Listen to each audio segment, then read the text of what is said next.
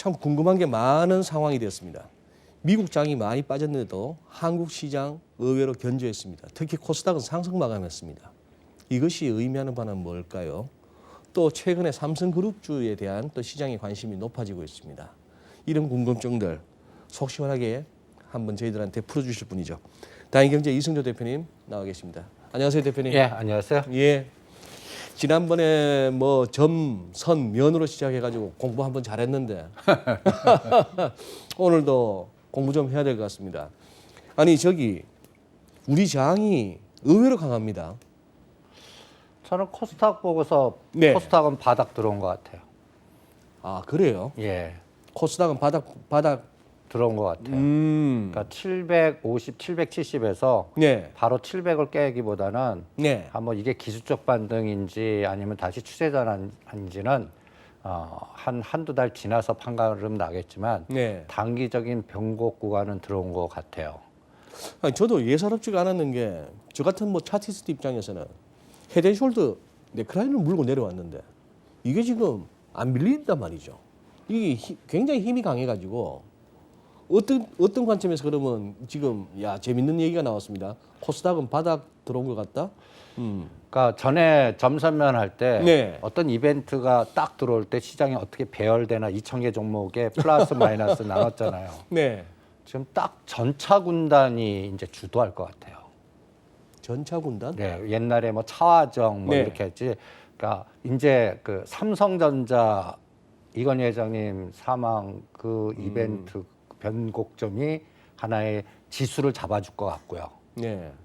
그러니까 그리고 코스닥에서 이제 자율자동차, 자동차 부품, 전장 사업 네. 이런 것들이 이제 그 또 현대차, 기아차가 단기 올라가는데 순거리 조정할 때 네. 밑에서 전장 사업 부품단의 에너지가 좀 거래량이라든지 수급이 좀 이상하게 지금 전개되는 것 같고요. 그리고 또 가장 중요한 게 네. 중국에서 지금 이 화면에 보이는 이 에너지가 저는 아주 디커플링을 강하게 엔트그룹 말씀하시고 싶은 거구나. 예. 그러니까 이게 이제 그 상장이 홍콩에는 11월 4일 날 하고요. 홍콩에는. 예.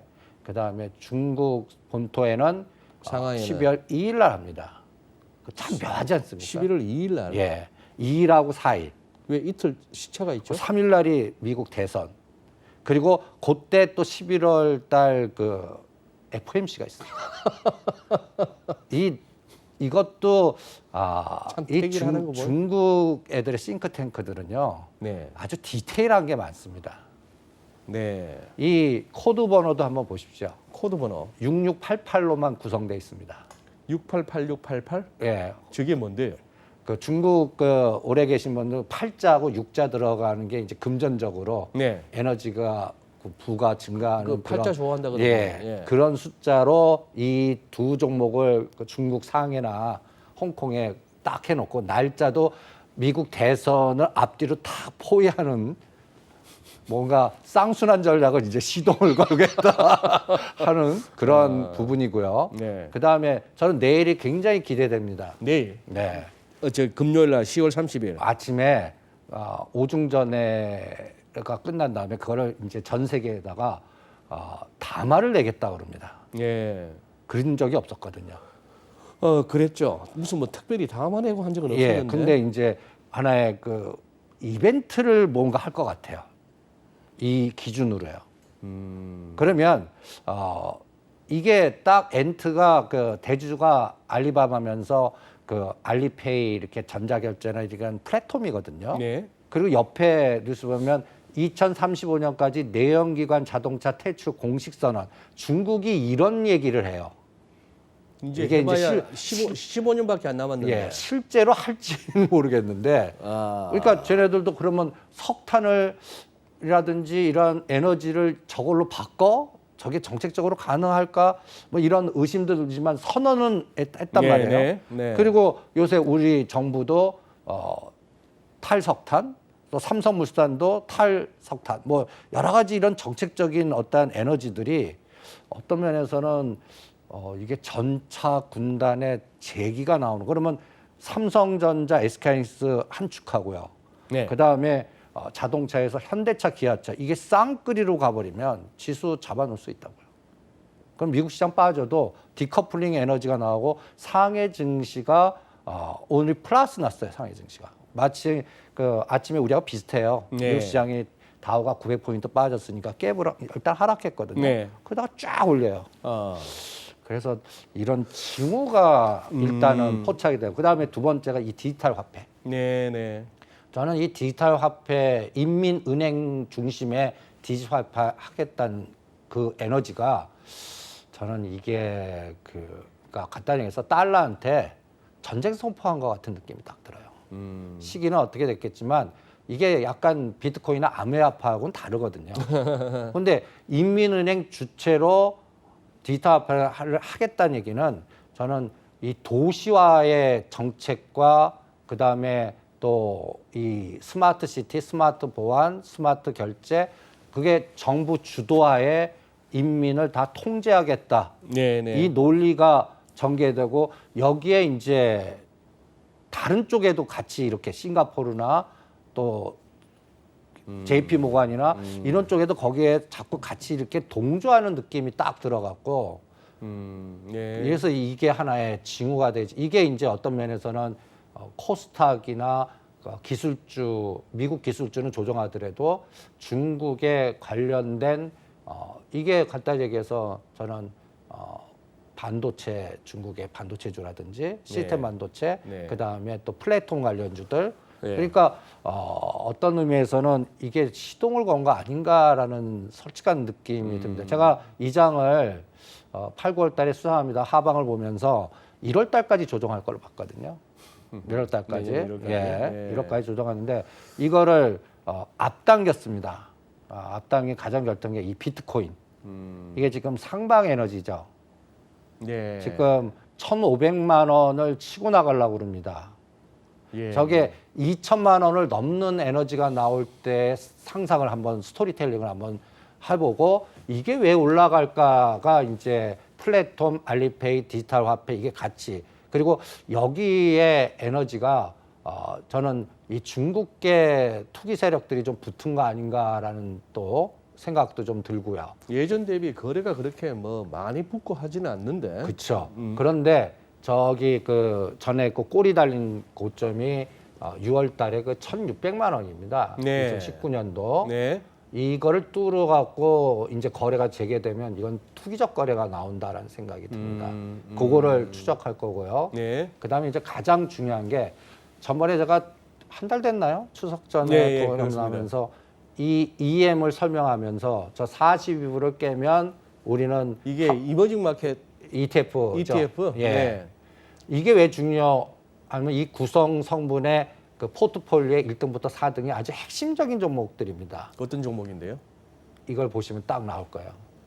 1등이 알리바바. 알리바바, 2등이 텐센트? 텐센트, 아. TSMC, 네. 삼성. 아하. 그러니까 중국의 어떤 대표적인 뭐 예를 들어서 플랫폼, 전자화폐, 그러니까 중국의 대표되는 알리바바, 텐센트 하면 네. 어떤 면에서는 우리나라 삼성전자, SK하이닉스 같은 리딩 그 느낌이 들거든요. 네. 그리고 TSMC하고 삼성전자는 또 중국 화웨이 공격에 반사이익 받아서 플러스 에너지 주는 종목. 네. 그런데 이 지금 현재 이 그래프를 한번 보십시오.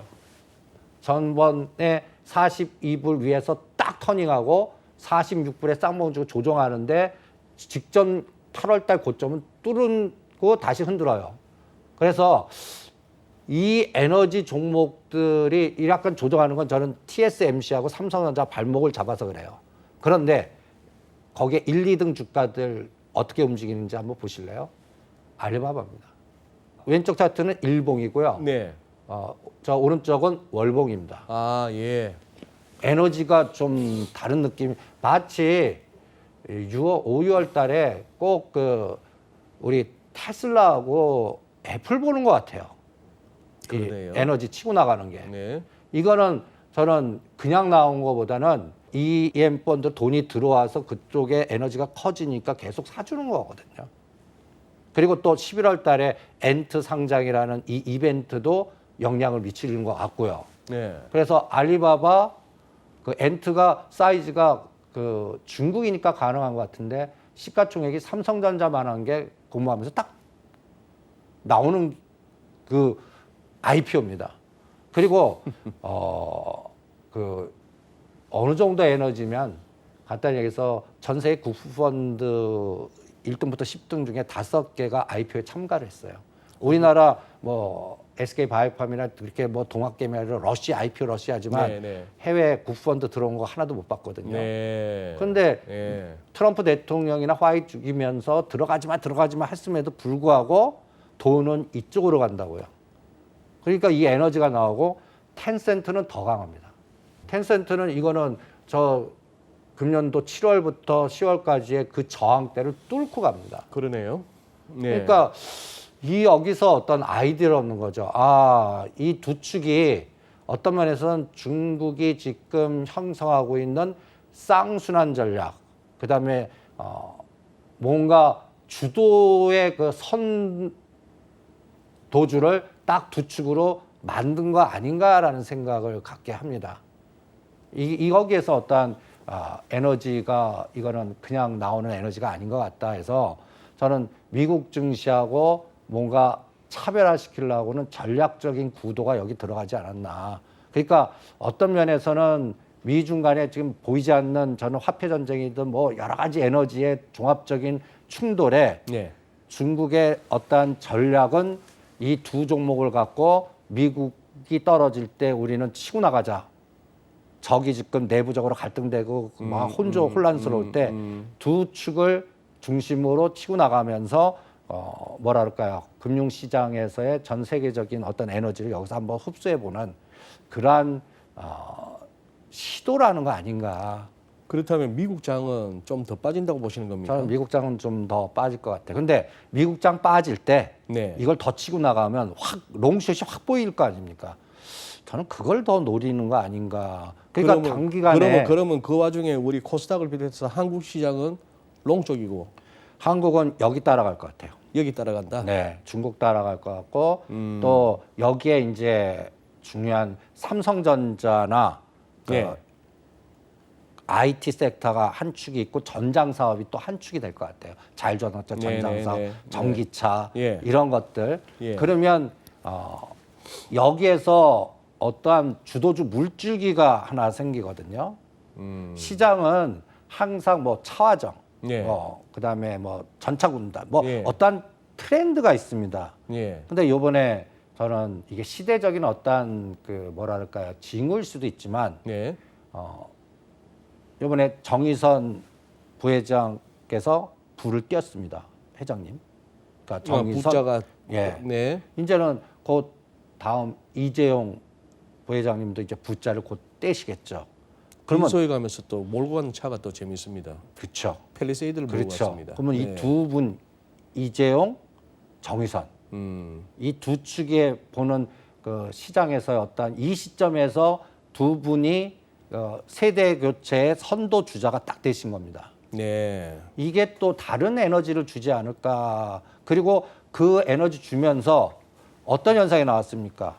현대치기아차 수소경제하면서 쫙 땡겼거든요. 네. 그 다음에 현대글로비스가 10만 원, 12만 원에서 움직이던 주가가 22만 원까지 급등했다 지금 조정하고 있지만 네. 그 에너지가 정의선 개인 지분이 제일 많은 주가가 현대글로비스 아닙니까?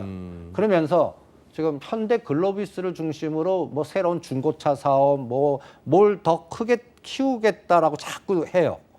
그럼 네, 이 네. 논리는 간단히 얘기해서 현대글로비스 지분 가치를 지금보다 엄청나게 50%나 아니면 배를 키워갖고 현대자동차나 현대모비스의 중심을 해서 이거를 뭐 분할해서 가든지 시간이 지난 다음에 자사주 마법을 쓰든지 이런 구도가 앞으로 나오지 않을까라는 생각도 들어서 이게 이제 어떤 대주주의 어떤 탐욕, 이기심 이게 지금 발동해 갖고 앞으로 2021년, 2022년이 이 지배구조 거버넌스라는 화두가 굉장히 커지는 상황이거든요. 네. ESG 트렌드에서 G가 거버넌스 아닙니까? 네, 네. 이 두 그룹이 그 두 축의 거버넌스의 주도주가 될 것 같아요. 그러니까 이게 지수를 잡아주거든요. 그래서 미국 증시는 그냥 지그재그 파동이니까 대통령이 누가 되냐, 뭐 탄핵, 갖다 해서 불복 사태도 나오냐, 뭐 이런 것들 확인되기까지 그 틈새 한 달 내지 두 달을 저는 중국이나 우리 전차 관련된 이러한 종목들 군집 현상이 에너지가 우상향으로 계속 집중되나 샘플링을 딱 해서 볼 생각입니다. 그러면 말씀 나온 김에 그 이건희 회장께서 오랜 투병 끝에 별세하시던 날 그 소식이 알려지고 나서 그날은 삼성그룹주만 올랐거든요. 근데 그 이후의 흐름이 이제 우리 일반 투자자분들이나 뭐 저도 마찬가지지만 이게 무슨 어떤 지속성이 없고 왔다 갔다 하니까 이걸 지금 이 부분한테 어떻게 보면 되겠습니까? 해석하면 되겠습니까?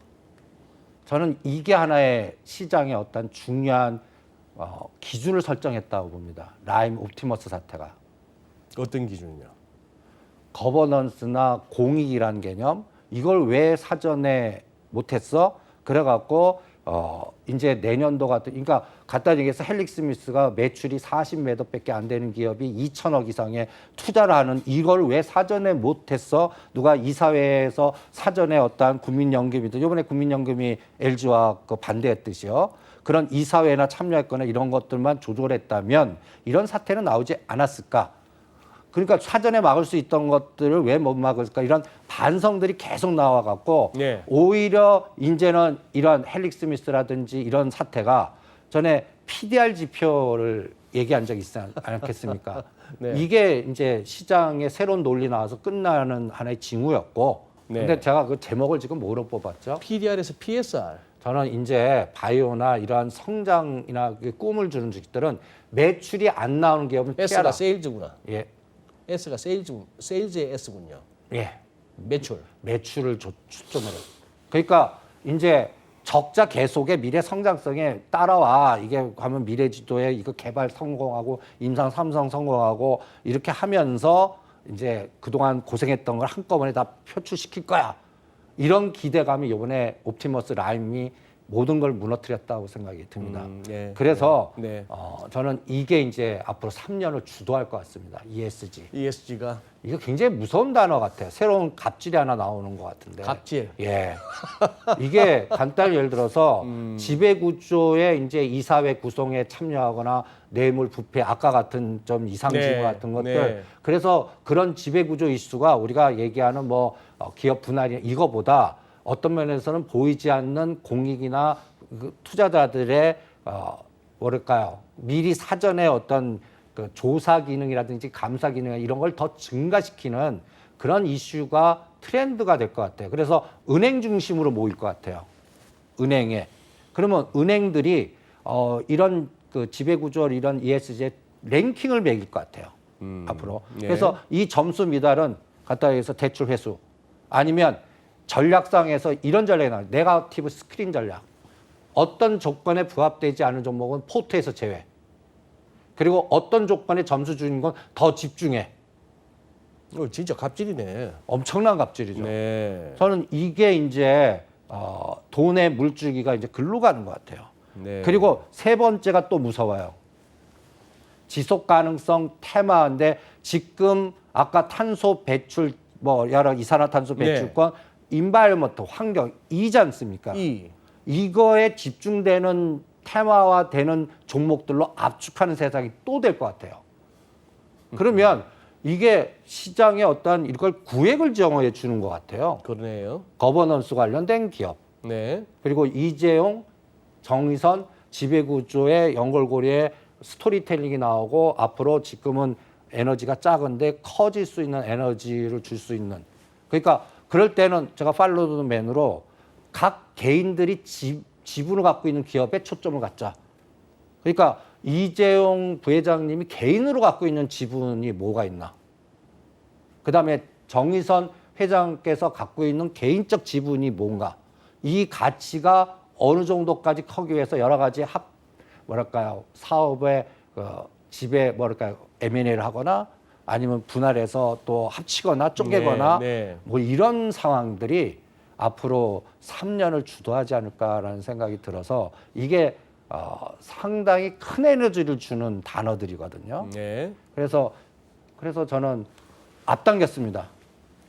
미국 시장은 더 조정할 것 같은데 우리는 중국이나 ESG 개념이나 그다음에 시대적 배경으로 두 분이 딱 전면에 나서는 이 시기가 하나의 그 징후가 아닌가 해서 내년 1월까지 이 핀셋 전략을 못 맞추면 쉬라고 그랬는데 제가 요번 이건희 회장님께서 일요일 날 네. 돌아가시지 않았습니까? 네, 네. 그리고 월요일, 화요일 요 며칠간의 장을 보면서 네. 이건 좀 다른 느낌. 그러니까 어제 오늘 미국 시장 빠진 거면 이게 공포 아닙니까? 공포죠. 예, 하루에 900포인트 그러니까요. 빠지고. 네. 그런데 모양이 뭔가 밑에서 빼면 올리고 빼면 올리는 에너지가 이런 지금 얘기하는 전차 군단이라든지 전장 사업이라든지 디지털 화폐 관련된 스마트 시티, 스마트 보안 이런 플랫폼 관련주들이거든요. 그리고 인바이러먼트 테마주들. 이게 이제 우리가 일반적으로 바이든이 되면 그린 관련해 갖고 뭐 이산화탄소 배출권 저는 이거보다 더 큰 트렌드가 나오는 것 같아요. 아까 얘기한 2030년이나 2050년까지 그 화석 연료 제거시키면서 환경 관련된 신재생. 이게 이제 우리 중국도 그렇고 우리도 그렇고 전기차, 수소차, 그럼 수소 전기차 다 현대차, 기아차 나오지 않습니까? 네. 이 에너지들이 종목이 압축되는 거고 그쪽으로 관련된 펀드 키워서 그쪽으로 돈이 유입되면 그쪽만 세팅돼 갖고 더 자금이 유입될 거 아니겠습니까?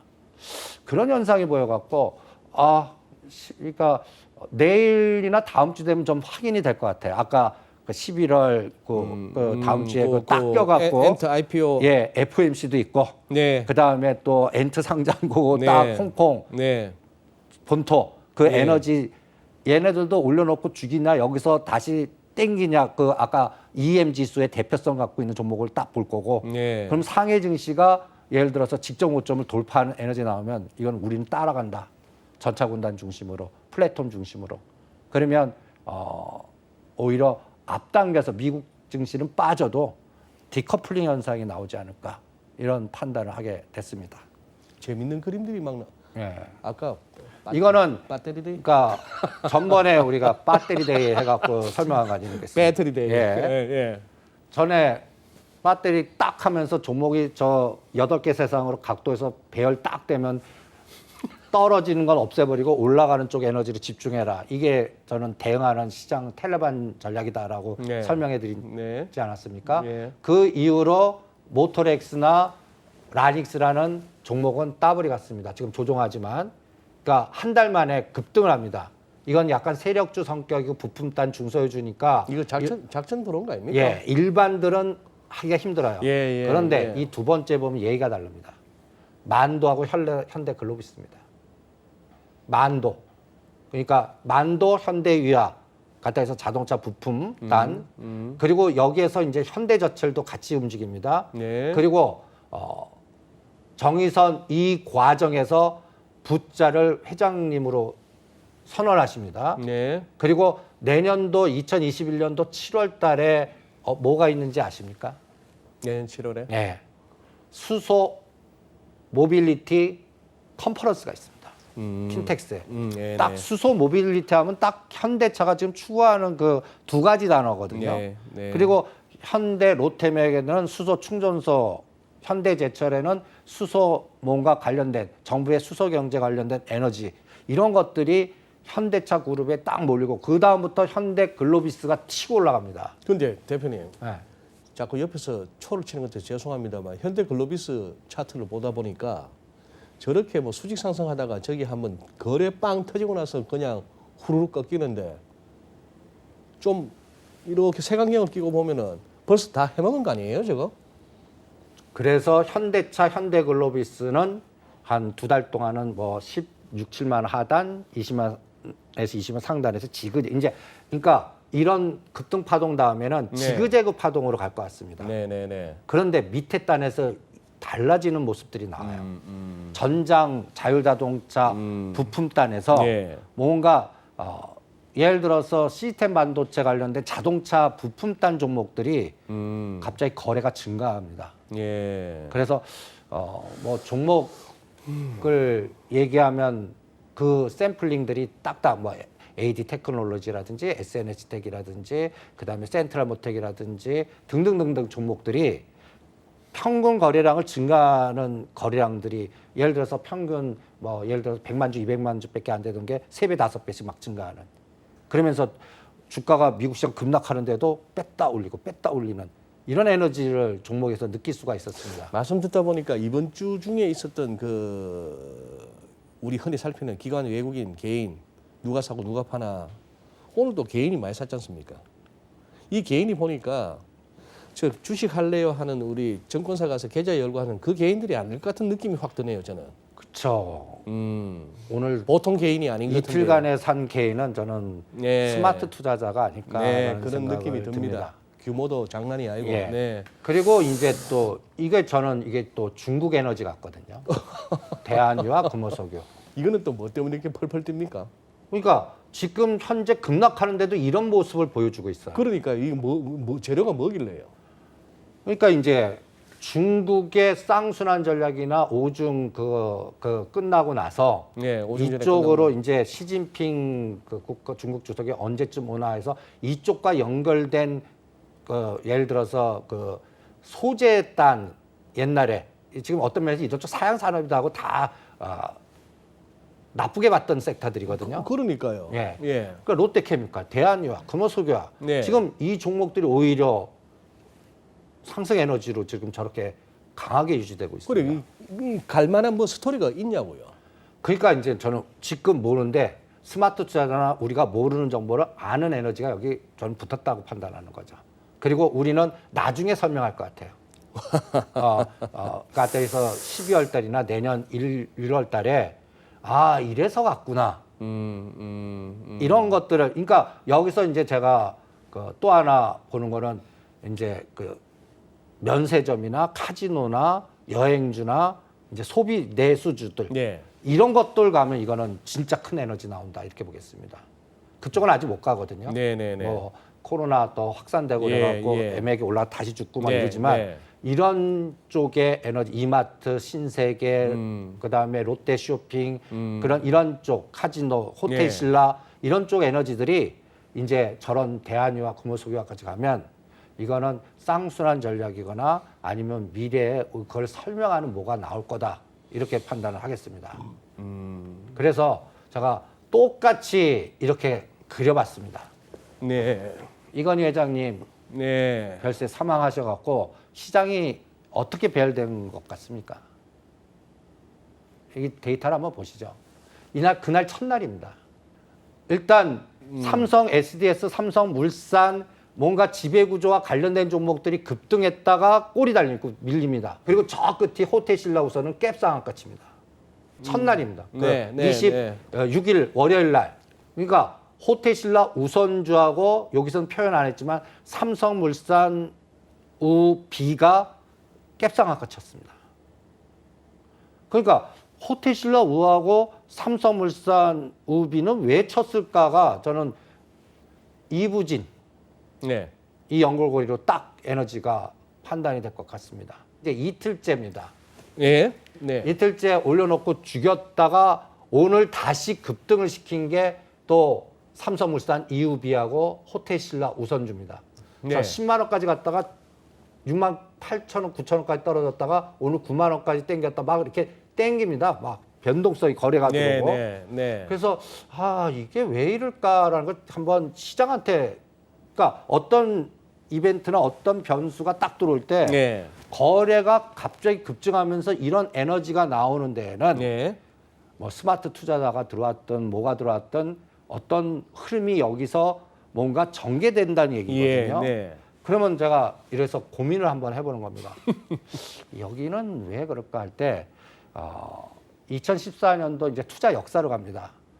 이건희 회장님이 신궁경세에 쓰러지는 게 5월 10일이거든요. 2014년? 네, 네. 2014년 5월 10일입니다. 그리고 나서 2015년 4월 15일 날 이건희 회장이 3월설이 시장에 돌았던 적이 있습니다. 아래쪽 보니까 네. 뭐 14.59% 뭐 그게 삼성물산, 삼성 SDS가 탁 쳤죠. 네. 그다음에 2016년도 6월 달에는 삼성물산 우회비, 삼성 SDS, 삼성생명이 탁 치고 갔습니다. 2016년 또 6월에 6월 30일에도 사망설이 시장에 또 퍼졌었습니다. 네. 그리고 옆에 단 보면 지배구조 일정, 그러니까 그 2014년 정확하게 5월 10일 날 쓰러져서 순천향병원 갔다가 이제 그 삼성 종합병원으로 가셨는데 네. 그때 이제 일정의 스토리를 한번 쫙 보십시오. 삼성 SD 상장 발표, 6월 3일 에버랜드 상장 발표, 에버랜드 제일모직 사명 변경, 그리고 두 가지 저 조단위 10조 단 이상이 되는 게 한 달 차이로 저렇게 상장이 됩니다. 삼성이 아니면 저게 가능하겠습니까? 2014년 11월 14일 날 삼성 SDS 상장. 그 다음에 2014년 12월 18일 날 제일모직 상장. 네. 여기에 저는 이 분들의 에너지가 있었다고 봅니다. 이학수, 김인주, 골드만삭스. 제가 골드만삭스 마피아라고 그러는데 저 옆에 그림이 뭐냐면 공모전의 주주 구성입니다. 예. 지금 현재 구성에 없어진 분들만 딱 보겠습니다. 공모 전에. 예, 예. 공모전에 이학수 3.97 지금 하나도 없습니다. 예. 그 다음에 삼성꿈 장학재단 3.9 없습니다. 예. 골드만삭스 2.24 없습니다. 예. 김인주 1.71 없습니다. 예. 그러면서 삼성 SDS의 이 에너지가 다 뭡니까? BW거든요. 이것 때문에 갖다 해서 60억 갖고 뭐 조단위까지 키워갖고 지배구조 확보해서 그것 때문에 또 법적 문제 나오고 신주인수권부 사채 그 BW. 예. 그러니까 여기 보면 옆에 보면 이거 하나 때문에 뭐 시세 차익이 뭐 2조, 1조 저 셀러리맨의 신하였던 이학수 이분도 거의 1조 단위의 차익 나왔다. 예. 이거를 BW니까 이것 때문에 이제 이 논리가 나오는 거죠. 이학수법. 이학수법에서 이제 박영선 국회의원께서 거의 20년 동안 그거를 추구해갖고 그거 불법이다. 그거 환원해야 된다. 뭐 이런 상태. 그리고 지금 삼성 SDS 지분 구성을 한번 보십시오. 아까 얘기한 이학수, 김인주 없죠. 예. 또 장학재단 없죠. 예. 골드만삭스 없죠. 예. 이제는 개인으로 딱딱 있죠. 저 이재용 9.2가 원래는 11.2였습니다. 2%는 삼성 엔지니어링 문제 생길 때 그때여서 증자에 참여하셨어요. 그런데 저는 이제 어떤 생각이 드냐면 이제 이재용 부회장께서는 나 삼성물산, 삼성전자 이런 지배구조로만 확고히 하면 될 것 같아요. 그러면 상속받아서 같이 삼성물산이 같이 갖고 있는 것들은 저는 어떤 뭐 지주사 마법을 통하든 아니면 매각을 하든 아니면 여러 가지 시나리오 수확거래를 하든 뭔가 변화를 줄 것 같아요. 그래서 어떤 요번에 호텔신라 우선주하고 삼성 우비가 딱 치고 나가는 거 보고 전 이부진 저 3.9가 이제 없어지겠구나. 그래서 앞으로 몇 년 후가 됐지만 저게 호텔신라로 꽂히겠구나. 이런 생각을 미리 소설같이 스토리텔링을 씁니다. 또 이재용 이분도 지금 삼성물산이 삼성 SDS 지배하고 17% 갖고 있거든요. 네. 그러니까 저거를 분명히 가치를 높여서 현대 글로비스 같은 느낌이 드는 거죠. 그리고 제가 투자할 때 현대차보다 기아차를 더 선호했습니다. 이유는 간단합니다. 현대차는 정의선 개인 지분이 없습니다. 기아차는 갖고 있어요. 그거 단순 논리였는데 그게 나중에는 처음에는 현대차한테 밀리더니 최근에는 기아차가 더 치고 나갑니다. 네, 네. 그 논리하고 비슷한 겁니다. 그러니까 이게 팔로더맨의 대주주의 탐욕의 스토리텔링이 앞으로 어떻게 가나 이걸 볼 겁니다. 여기에서 이부진 씨 여기 투자 역사를 공부하다면 이 스토리텔링을 기억하시는 분이 계실 겁니다. 이건희 회장님이 쓰러지기 전에 네. 후계 구도를 약간 공식적으로 사석에 얘기한 스토리텔링이 있었습니다. 호텔 사업과 삼성물산의 건설 파트를 띄어갖고 그걸 한 100조 사이즈 만들어서 이부진. 그리고 삼성전자와 그 외의 종목을 해서 200조에서 이렇게 분할 구도를 잡았는데 그걸 쓰러지신 거예요. 예. 그 다음부터는 이분희 씨 갖고 있는 개인지분 삼성종합화학 하나그룹으로 넘어가고 빅딜러하고 그 다음에 그 1년 안에 두 가지 기업들이 상장이 되고 그 다음에 제일모직하고 삼성물산하고 합병되면서 또 난리치고 그게 지금 이재용 부회장님의 지금 법적으로 두 가지 갖고 있는 국정농단 이 부분하고 그 다음에 삼성바이오로직스 분식회계 이게 계속 나오는 거 아닙니까? 네네. 그러니까 여러분들 이것도 소설 쓴다 그러지만 일요일 날 딱 돌아가신 거예요. 네. 26일 날 재판 시작하는 날이거든요.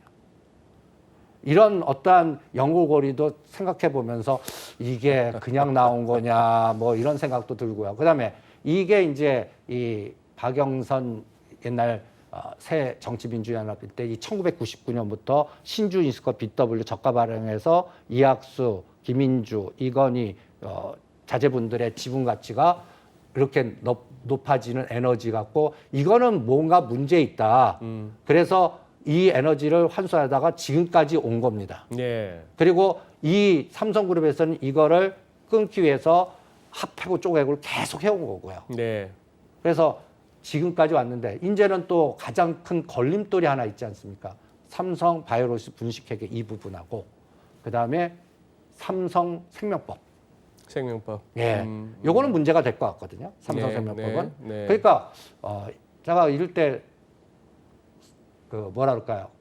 이재용 부회장이라면 이 상황을 어떻게 타개할 건가 이런 고민을 한번 해보네요. 네. 나는 그러면 이 불법 승계라든지 이런 것들을 꼬리표를 빨리 떼고 싶을 것 같아요. BW. 네. 그러니까 그 과정을 6개월이나 1년 동안 집중하실 것 같아요. 그리고 이 스케줄을 또 한번 잘 보시기 바랍니다. 이제 상속세 기준에 국세청에서 이미 보도한 내용입니다. 8월 24일에서 12월 24일에 이 주가니까 상속가니까 매일 변동하니까 저게 평균 단가를 갖고 상속 기준 총액을 잡겠다. 평균으로. 예. 네. 그러면 아직도 몇 개월 남은 거 아닙니까? 네. 그러면 삼성전자는 상당 가치계약을 이렇게 누르고 것 같아요. 그래서 못 가는구나. 요거 그래놓고 딱 끝난 다음에 네. 4월 말에 일시로 냅니다. 4월 말에 네. 이제 그 평가액이 정해지지 않겠습니까? 네. 네. 그러면 이건희 회장님이 개인으로 갖고 있는 거는 누른다는 얘기죠. 삼성전자 4.2, 삼성생명 개인 20 이런 것들은 이제 저 평가 기준 24일까지 누르고 그 다음에 이제 고민이 이제 저는 이번에 그 이건희 회장님이 그 우리가 별세하신 그 뉴스를 본다는 거는 벌써 쓰러지고 나서 6년간 다 준비가 끝났구나라고 생각을 합니다. 그러니까 저는 상속세는 걱정 안 하는 것 같아요. 그러면 그 다음에 저는 스토리텔링은 공익재단의 통폐합이 나오나 공익재단에 네. 그러니까 분명히 이건희 회장님을 기리는 재단이 분명히 만들어질 거거든요. 네. 이 만들어질 때 내년 4월 말이 기준이니까 그 안에 유언장을 공개하면서 그 사회 환원이라든지 어떠한 변화 뭔가 이렇게 내 법적인 부분을 희석화시키는 무슨 정책이 한번 나올까를 한번 고민을 한번 해보고요. 그다음에 여기에선 또 중요한 부분이 있습니다. 만약에 사회하는 부분이라든지 이 공익재단이면 세금을 5%에서 10%를 그러니까 상속세 면제 비분을 넘길 수가 있습니다. 네. 이런 작업을 하는 거야. 그다음에 삼성물산은 전 절대 건드리지 않을 거라고 봅니다. 건드리지 않는다. 네, 지금 일부는 삼성물산을 쪼개갖고 뭐 합병하고 뭐 이런 시나리오도 나오죠. 저는 오히려 이재용, 이부진, 이서연 이 분들이 여기 보면 공익재단도 있고 자사주가 있지 않습니까? 자사주 네. 12%. 네. 그러니까 어떤 느낌이 드냐면 삼성그룹주 중에 이건희 회장님이 갖고 있는 개인 지분을 상속받아가 이거는 매각하거나 스웨핑하거나 하면서 주가 관리 통해서 조절할 것 같고 자사주가 있는 기업은 전 대한항공에서 보지 않았습니까? 남매가 날 때니까 한진카라고 대한항공 분사시키면서 자사주 마법해갖고 그 조 회장께서 6%가 15% 되는 거 이런 툴 이걸 사용하나 보겠습니다. 오히려 자사주 마법을 가동시키나 삼성물산은요.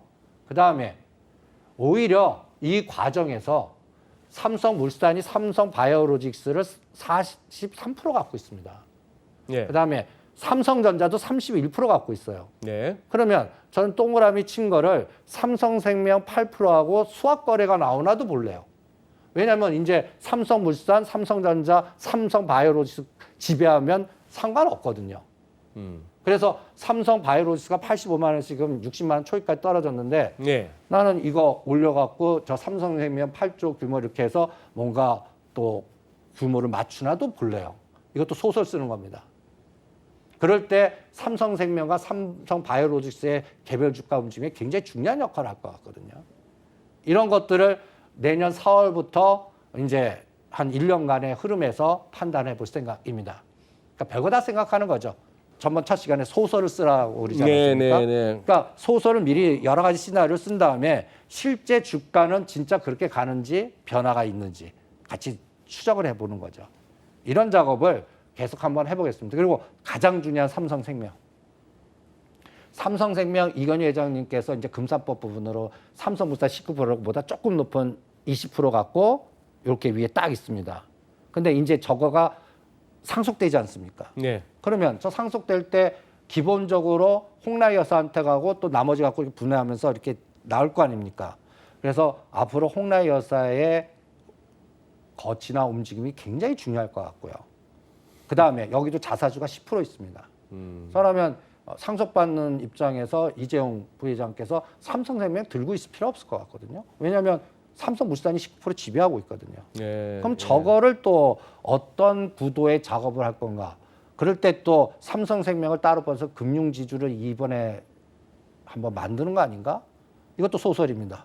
금융지주 쪽으로 금융만 헤쳐모여 그 전에 삼성증권하고 다른 건 다 이제 그 지배 조건을 다 충족시켰습니다. 딱 하나 남은 게 삼성화재예요. 그러니까 지주가 되려면 상장되어 있는 거 30% 갖고 있어야 되고 비상장은 더 많은 에너지를 갖고 있어야 되거든요. 네. 근데 삼성화재가 지금 14나 15%밖에 안 갖고 있습니다. 근데 삼성화재도 삼성전자를 1.7% 갖고 있어요.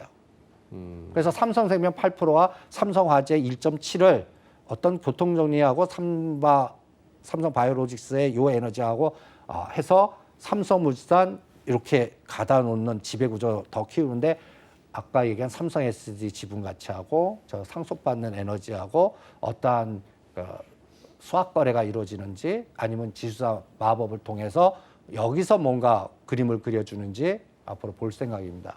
그러면 지금 이 종목들이 어떻게 움직일 것이다는 확인이 필요하네요. 그래서 벌써 움직입니다. 이게 호텔신라 거래량 들어오고 우선주하고 삼성물산 2읍입니다. 오늘 것만 뺀 거예요. 그런데 오늘 예를 들어서 호텔신라 우선주는 7만 원 살짝 깼다가 9만 원 갔다가 8만 원 아주 그냥 거래가 대량으로 되면서 지그재그파도록 나옵니다. 네.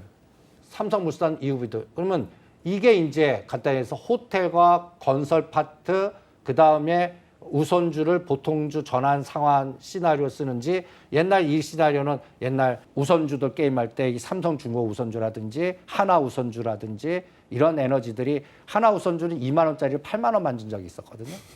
우선주가 우리가 일반적으로는 배당 우선주의다 뭐 이런 생각하시는데 네. 어떤 때는 이제는 BW나 전환사채는 이제 저는 힘들 것 같아요. 그러면 우선주 전환 보통 상환 이런 개념을 써서 뭔가 보통주를 전환시키는 방법을 쓸 건지 이것도 한번 들여다볼 겁니다. 그러니까 여러 가지 시나리오들이 나오는 거죠. 그래서 아까 얘기한 대로 자사주가 있는 주식들 요거는 당연히 누를 것 같아요. 네. 그리고 나서 12월 24일 날 상속 총 금액이 정해질 거 아닙니까? 그 이후에 움직이는지 보자라는 논리고 그 전에는 우선주라든지 연결고리의 부품단이라든지 이런 것들이 순환에 대해서 나오지 않을까.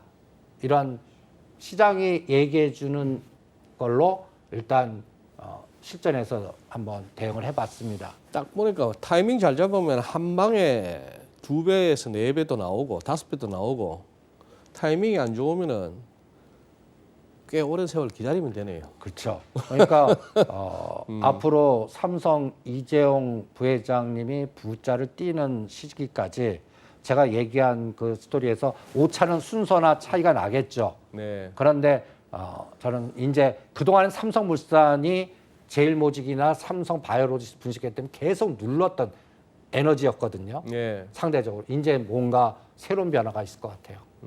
그래서 저는 지주사 중에서는 삼성, 물산, SDS를 어떻게 풀어 나가나 이게 굉장히 중요할 것 같고요. 그런데 대표님 그런 차원에서 뭔가 중국하고 한국이 지수는 어떻게 미국과 디커플링으로 해서 묶어는 둘 수 있을 것 같은데 그건 지수의 문제고 종목별로 들어가면은 꼭 지수 영향력이 큰 종목들을 통해 가지고 지수는 묶어는 둘 수는 있겠습니다만 미국 빠지는데 우리가 괜찮을까요?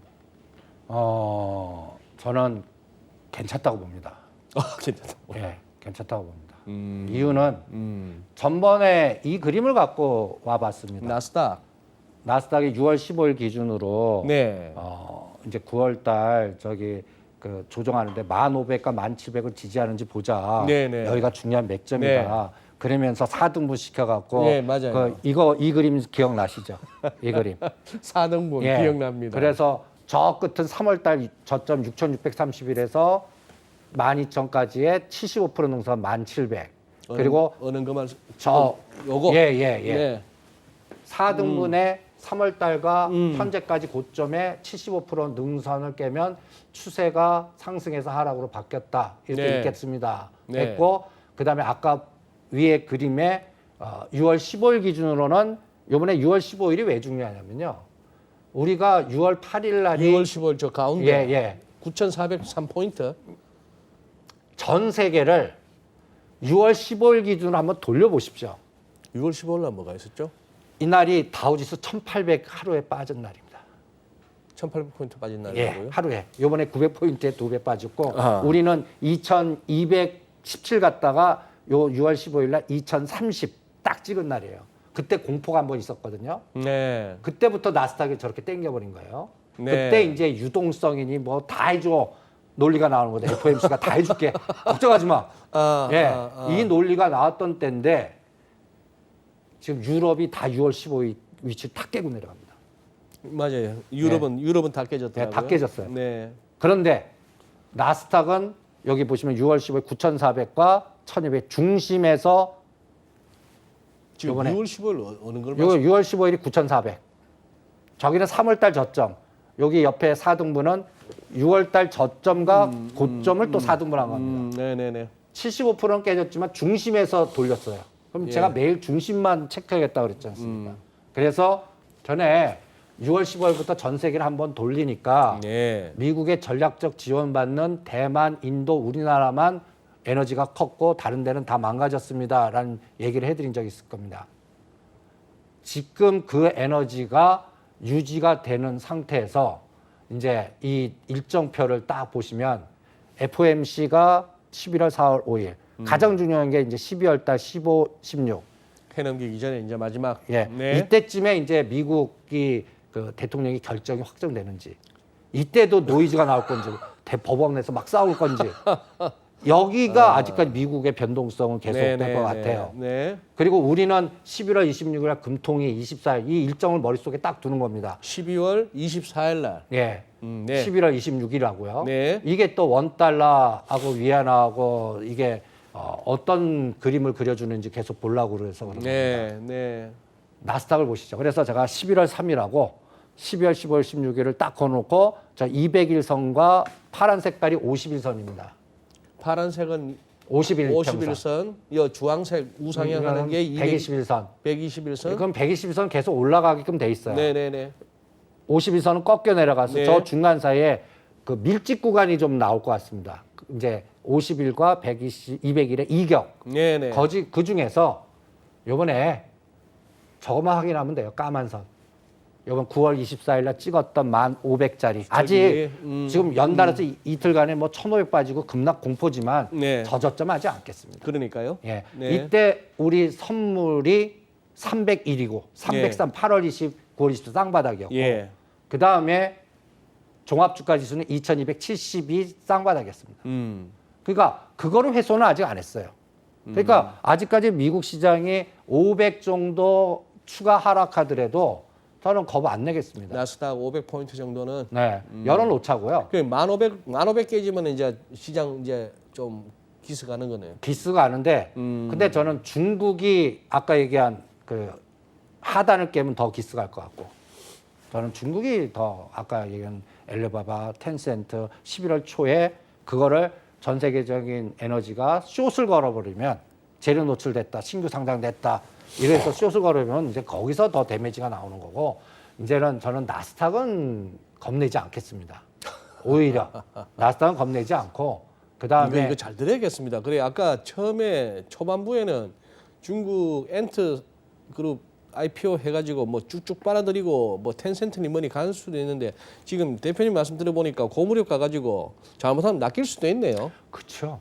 그러니까 올려놓고 우리 신규 상장된 에너지 같은 에너지가 나오는지 아니면 거기에서 응집력을 보이는지 이게 이제 11월, 12월 달 장을 리딩하는 하나의 중요한 포인트가 아닐까라고 봅니다. 그래서 저는 얘한테 물어볼래요. UVXY. 이게 변동성 빅스 지수의 투기적 거래인데 6월 12일 날 51불, 9월 4일 날이 32불, 이번에 이제 어저께 공포에서 20% 올라가서 23불. 예. 근데 고점이 낮아지죠. 네네네. 변동성 공포 지수가 튀어오르질 않아요. 우리나라 그 인버스고 얘도 4,500만 가면 왼수예요. 그러니까 그것도 튀지도 않아요. 그게 이제 어떤 느낌이냐면 삼성전자가 상대적으로 강해서 그래요. 그런 파생 시장에서 삼성전자 관리가 들어가는 것 같아요. 네네. 그거고 그 다음에 이제 이 주가 이걸 이제 빨리 한번 보시죠. 다 붕괴됐어요. 그러네요. 독일, 프랑스, 이탈리, 영국, 그 다음에 항생이나 유로스톡스는 붕괴됐는데 항생이 좀 다르죠. 항상 잘 버티네요. 예, 돌렸어요. 여기는 6월 달 오히려, 예. 네. 그러니까 중국 에너지가 좀 달라요. 그리고 이제 저는 여기도 또 스토리텔링을 한번 써보겠습니다. 우리가 지금 가장 코스닥의 공포가 뭐죠? 대주주 양도. 예. 글쎄. 예, 전 소설 쓰라면 이제 11월이나 12월 달에 조삼모사로 10억으로 환원한다는 것도 이 정치권이나 에너지에 의해서 지금 이낙연 그 슬쩍 운을. 살짝 뛰시죠. 네네네. 그래서 그 시기가 그러면 우리는 이제 어때요? 야 3억 10억 야 이렇게 환호하게끔 만드는 수도 있는 거 아닌가. 그 다음에 저는 이게 아까 얘기한 2050년 탄소 중립선언, 재생에너지, 삼성물산 탁스타나 이런 빅데이터들이 그냥 나온 것 같지는 않습니다. 그러니까 이것도 또 소설 같은 시나리오. 저는 다음 대권에서 지금 현재 우리나라의 그 여당 내에서도 친중파하고 친미파하고 대판 싸운다고 보거든요. 그러면 친중파가 이기면 이제 이쪽 에너지로 가는 거고. 그래서 그런 에너지도 지금 같이 판단해서 주식을 볼 때 이런 다양한 변수도 다 보면서 실제 그 대상 종목들이 플러스가 되냐 마이너스가 되냐 이런 것만 추측해다 보면 하나의 흐름을 잡아낼 수 있지 않나. 그리고 마지막으로 아까는 잘 가는 것만 봤죠. 예. 그러면 이제는 SMIC하고 제일 망가진 중국 기업 주가 네. ZT 그 주가가 돌아서는지 여기 있는데 이거 못 찾겠어요. 너무 많아갖고 그거를 추적하시는 게 감히 그러니까 전체적 그림을 그리는데 중요한 포인트나 뭐랄까 직관을 주는 징후가 아닌가. 그래서 11월 달에 먼저 간 거 덜 빠지면서 밑에 가장 나빴던 거 SMIC, ZT가 치고 올라가면 그냥 전 읽어줄래요. 그냥 뭐 무르듯이 맡겨갖고 이제 드디어 2,600 돌파하나 보다. 저는 2,600 안 간다고 그랬거든요. 2,450 쌍봉, 2,250 하단. 그래서 2,350 중심 갖고 지그재그만 하는 롱숏장 이렇게 계속 강조했는데 요게 최근에 요번에 일주일 동안에 딱 나오는 여러 가지의 빅데이터를 지고 보고 제가 매일 이런 데이터를 사진을 찍어 놓고 보관을 하거든요. 네. 편집중 환자 같이. 네. 여기서 뭔가 다른 그림들이 막 나와요. 그러니까 알고리즘이 뭔가 움직이고 있는 것 같아요. 네. 기계들이 네. 다른 모습을 지금 공포인데 기계들은 요거를 스마트 투자시켜서 뭔가 다른 에너지를 주고 있는 것 같다. 그래서 앞으로 11월 초가 그거를 확인하는 아까 딱 예, 그 맥점이다. 예, 이렇게 예, 보겠습니다. 예. 코스닥을 보겠습니다. 코스닥. 1등부터 50 최고가의 수치 한번 보시죠. 네. 마이너스 30, CJ 마이너스 23, HLB 마이너스 50, 알토에즈 마이너스 35, 셀트리온 제약 마이너스 28. 그리고 52주 최고가와 최저가를 4등분했을 때 중심값을 한번 보십시오. 셀트리온 헬스케어 81,000원, 82,000원.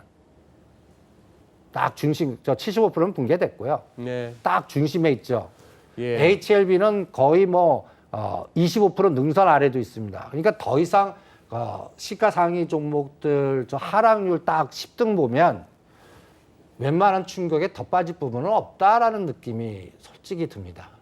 750, 770에서 일단은 막아주지 않겠나, 미국 시장 빠져도. 그다음에 저기서 조금만 에너지만 들어와도 떨어진 거에 뭐 대반등 정도가 하락폭을 일로 놨을 때 뭐 예를 들어서 38점이나 52까지 되돌림 현상이 나오고 그 다음에 에너지가 결정이 될 때 그거는 내년 1월에서 3월 코스가 아닐까. 그래서 오히려 이 코스닥 이거를 매일 사진 찍어갖고 저는 5일마다 이렇게 그 비교해 보거든요. 네. 이걸 스프레드 같이 마치 제가 그 기계가 돼갖고 간단하게서 항암 환자가 이렇게 인간하고 기계가 사진 찍어 놓은 다음에 이거 계속 학습을 몇만 건, 몇십만 건 하다 보면 이런 사진이 딱 오면 이렇게 딱 비교해서 이거 진단하는 것 같이 네. 이 수치를 계속 그 거의 그 진단하다 보면 코스닥은 이제 고점에서 비율이 그 1등부터 시가상위 10등은 오히려 데미지가 그렇게 크게 없을 것 같아요. 이제 되반등이 작을 뿐이지. 그리고 새로운 뭔가 에너지가 있어야 죽을 것 같아요. 52주 최고 대비 등락률로 하니까 마이너스 예를 들어서 HLB가 마이너스 51.79 저 수치를 보면은 더 안 빠질 것 같다. 뭐 나머지들도 뭐 30, 20, 19 뭐 이런 게 나옵니다만 역으로 저점 대비로 치면은 여전히 높지 않습니까? 그렇죠. 저점 대비하면은 여전히 높죠. 3월 저점 대비로 치면은 뭐 다들 뭐 어마무시한 또 플러스가 나 있는 상황이니까. 그래서 지금은 3월 저점으로는 그거는 분석하지 않고 6월 저점으로 분석합니다. 6월 저점으로. 예. 일단은 6월 저점으로 해갖고 중심만 훼손하지 않으면 된다. 그렇게 알겠습니다. 지금 체크를 하고 있습니다. 예. 결국 요거는 이제 뭐 지금 대표님이 말씀하셨던 52주 최고치 대비 하락률로 보는 어떤 그 지금 주가의 위치 그리고 제가 또 이렇게 말씀드렸던 저점 대비 이런 것까지 같이 이제 감안하시면서 살피시면 그래서 코스닥을 저 지수 마지막으로 보시면요. 예. 750, 770에서 예. 830과 850까지는 쉬워요. 아하. 그런데 거기를 뚫고 가면 이제 추세 전환 이거 그래, 뭔가 그래, 다른 그래, 모습이고요. 그런 거죠. 네. 거기 갔다 이제 21선이나 60 갔다가 다시 꺾여 내려와서 쌍바닥을 주는지 그 다음에 깨는 에너지라면 이건 뭔가 다르다는. 그러면 저 종합주가 지수도 직전 저기 2207 쌍바닥을 붕괴할 겁니다.